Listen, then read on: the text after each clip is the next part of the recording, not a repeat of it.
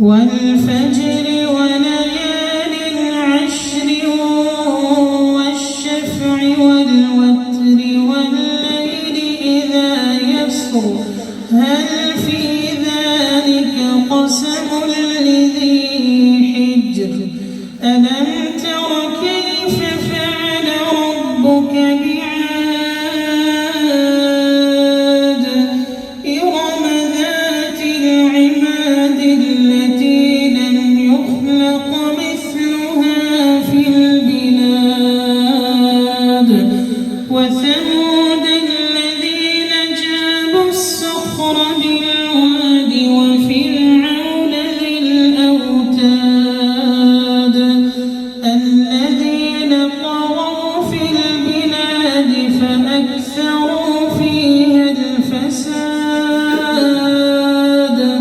فصب عليهم ربك سوط عذاب إن ربك لبالمرصاد فأما الإنسان إذا ما ابتلاه ربه فأكرمه ونعمه فيقول ربي أكرمن وأما إذا ما ابتلاه فقدر عليه رزقه فيقول ربي أهانن كلا بل لا تكرمون اليتيم ولا تحاضون على طعام المسكين وتأكلون التراث أكلا لما وتحبون المال حبا جما كلا إذا دكت الأرض دكا دكا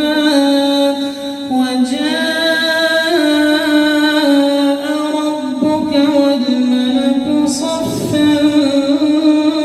صفا وجيء يومئذ بجهنم يومئذ يتذكر